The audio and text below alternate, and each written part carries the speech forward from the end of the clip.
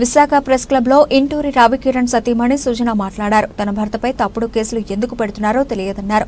అతడి ఆరోగ్యం బాగోలేదని డాక్టర్లు చెబుతున్నా పీటీ వారెంట్లు వేసి రోజుకు 5 నుండి 600 కిలోమీటర్లు పోలీసులు తిప్పుతూ నిద్ర కూడా పోనివ్వడం లేదని ఆవేదన వ్యక్తం చేశారు.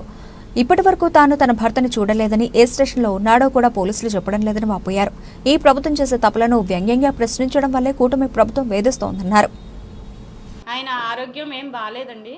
అతనికి స్టంట్ వేశారు, హార్ట్ ప్రాబ్లం ఉంది, స్టంట్ వేశారు. అతనికి అసలు 8 గంటలు రెస్ట్ ఉండాలి. అలాంటిది అతన్ని స్టేషన్ రాజమండ్రి జైల్లోంచి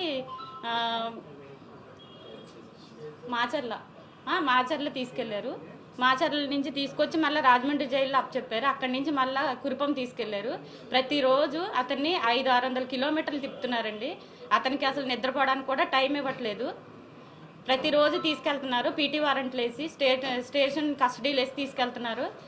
డాక్టర్లు చెప్తున్నా కూడా అతను అన్ఫిట్గా ఉన్నాడు, అతను తిరగడానికి అన్ఫిట్గా ఉన్నాడు, అతని ఆరోగ్యం బాగాలేదని చెప్పినా కూడా అతన్ని స్టేట్మెంట్లు వేసి తీసుకెళ్తా ఉన్నారు. పీటీ వారెంట్లు వేసి స్టేషన్ కస్టడీలు అని చెప్పి తిప్పుతా ఉన్నారు. రోజుకి 500-600 కిలోమీటర్లు తిరుగుతున్నారండి. అతను నిద్రపోవడానికి టైం కూడా ఇవ్వట్లేదు. అతను హార్ట్ పేషెంట్, 8 అవర్స్ అసలు రెస్ట్ ఉండాలి. అతని ఆరోగ్యం బాగా క్షీణించింది. అతను నడవలేని స్థితిలో ఉన్నా కూడా తీసుకెళ్ళిపోతున్నారు. అతన్ని ట్యాబ్లెట్స్ కూడా ఇస్తున్నారా లేదో తెలియదండి నాకు. అతను వెళ్తుంటే, మేము జైలుకి వెళ్తుంటే ఎంట్రీ పెట్టుకుంటుంటే అసలు ఎంట్రీ అతను లేడనే చెప్తున్నారు. మాకు ఎంట్రీ క్యాన్సిల్ అయిపోతుంది. పీటీ వారెంట్లు వేసి తీసుకెళ్ళిపోయారమ్మంటున్నారు. ఏ స్టేషన్ అంటే చెప్పట్లేదు, ఎక్కడికి తీసుకెళ్లారంటే చెప్పట్లేదు. చాలా ఇబ్బంది పెడుతున్నారండి నన్ను, నా పిల్లల్ని, నా కుటుంబాన్ని అంతా చాలా ఇబ్బంది పెడుతున్నారు. అతను ఎక్కడ ఉంటున్నాడో తెలియట్లేదు, ఏం చేస్తున్నారో తెలియట్లేదు. ప్రతిరోజు ఇలా తిప్పుతున్నారు. అతని ఆరోగ్యం క్షీణించి అతనికి ఏదనంటే ఎవరిదండి రెస్పాన్సిబిలిటీ?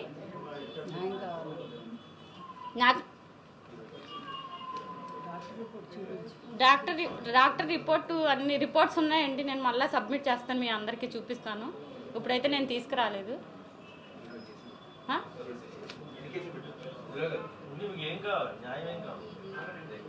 అతని మీద ఎందుకు కేసులు పెట్టారండి? దేని వల్ల కేసులు పెట్టారు?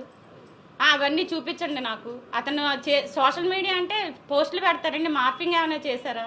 అతను ఏమైనా అసభ్యకంగా రాశాడు, అసభ్యకరంగా అశ్లీలంగా ఏమన్నా ఉన్నాయా పోస్టుల్లో? ఒకసారి చూపియండి. ఎందుకు పెడుతున్నారు? ఇన్ని సెక్షన్లు ఎందుకు పెడుతున్నారు అతని మీద?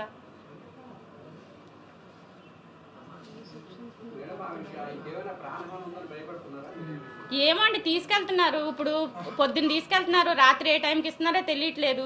ఇంటి దగ్గర నుంచి అరెస్ట్ చేస్తుంటే నేను ఫాలో అవుతున్నాను, అందుకని నన్ను కట్ చేశారు. జైల్లో పెడుతున్నారు. జైల్లోనే ఉంచుతున్నారా? జైలు నుంచి తీసుకెళ్తున్నారు. ఎప్పుడు తీసుకెళ్తున్నారో అర్ధరాత్రి లేదు, సండే లేదు, ఎప్పుడు లేదు. ఎప్పుడు తీసుకెళ్తున్నారో తెలియదు, ఎప్పుడు తీసుకొస్తున్నారో తెలియదు. అతను అక్కడ ఉన్నాడని మనం వెళ్ళి ములాఖాత్ పెట్టుకుంటే అక్కడ లేడమ్మా, పీటీ వారెంట్ మీద తీసుకెళ్లారు. ఎక్కడికి తీసుకెళ్లారు మాకు తెలీదు, ఇట్లనే చెప్తున్నారు. జైల్లో కూడా మాకేం చెప్పట్లేదండి. అక్కడికి వెళ్ళి అడుగుతుంటే కూడా మనిషి ఉండట్లేదు, మమ్మల్ని కలవనివ్వట్లేదు అసలు ఆయన్ని.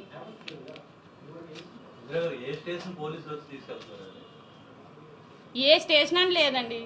ఇప్పుడు అక్కడ అసలు కొత్త కేసులు అన్నీ దేని మీద పెడుతున్నారో తెలియట్లేదు, ఎవరు పెడుతున్నారో తెలియట్లేదు, ఏ కేసో తెలియట్లేదు, కేసు నెంబర్ తెలియట్లేదు. లాయర్లు వెళ్ళి అడిగినా, మేము వెళ్ళి అడిగినా అంతా మేము ఇవ్వము, సీక్రెట్, మమ్మల్ని ఇబ్బంది పెట్టద్దు. పోలీసుల నుంచి ఇదే సమాధానం.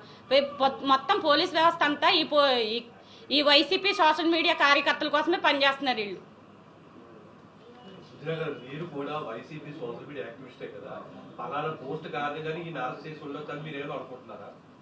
పోస్టులు ఏవేవో చూపిస్తున్నారండి. అక్కడ మార్పింగ్ అంటున్నారు, అశ్లీలత అంటున్నారు.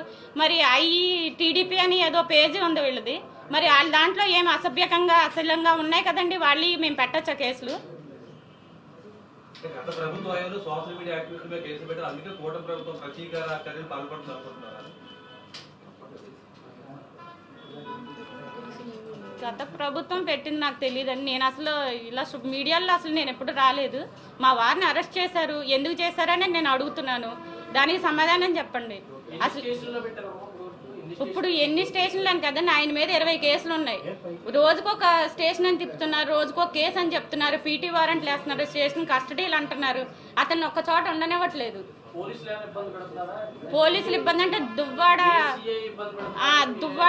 దువ్వాడ సీఎం మల్లేశ్వరరావు అండి. అతను చాలా మిస్బిహేవ్ చేశాడు, చాలా ఇదిగా చేశాడు. నెక్స్ట్ రాజమండ్రి సిఐ బాజీలాల్, అతను కూడా అంటే వాళ్ళు గవర్నమెంట్లో పనిచేస్తున్నారో టీడీపీకి చొక్కాలు వేసుకుని పనిచేస్తున్నారో నాకు తెలీదు. వాళ్ళు మొత్తానికి టీడీపీ వాళ్ళు ఏదైతే చెప్తున్నారో అదే చేస్తున్నారు. కొట్టడం అంటే ఆయనకి కాలు ఇన్ఫెక్షన్ అయిందండి, అతనికి రాడ్స్ వేసారు యాక్సిడెంట్ అయింది. ఆ ఇన్ఫెక్షన్ వేసిన దాని దగ్గర మొన్న సిఐ తోసేస్తే అతనికి చీమ్ పట్టేసింది కాలు. అతను షుగర్ పేషెంట్, హార్ట్ పేషెంట్, ఏం చేస్తున్నారో తెలియట్లేదు. అతను ఇంతవరకు నాకు చూపించలేదండి. గత ప్రభుత్వంలో పోస్టులు పెట్టే సమయంలో మీకు ఏమైనా తెలుసమ్మా ఏ పోస్టులు పెట్టారో లేకపోతే మీరు ఏమైనా వారించడం నాకు ఏం చేశారా? తెలియదండి, నేను పోస్టుల్లో అని నేను చూడను కదా.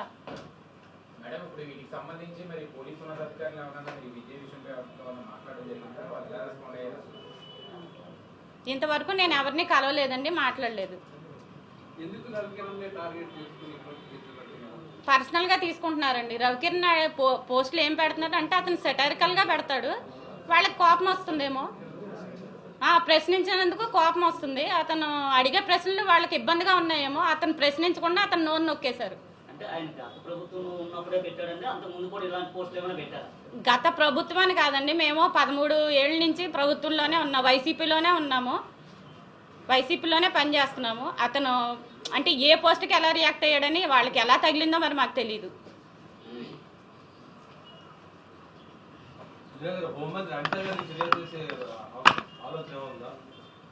మీరు ఎప్పటి వరకు హోమ్ మినిస్టర్ ఏమైనా కలవడం జరిగిందమ్మా? హోమ్ మినిస్టర్ కానీ లేకపోతే డీజీపీని కానీ ఇక్కడ ఉన్నటువంటి సిపిని కానీ ఎవరిని నేను కలవలేదండి, ఎవరిని కలవలేదు. ఇప్పుడు ఈయన్ని కలవనివ్వట్లేదు, నన్ను ఇబ్బంది పెడుతున్నారు.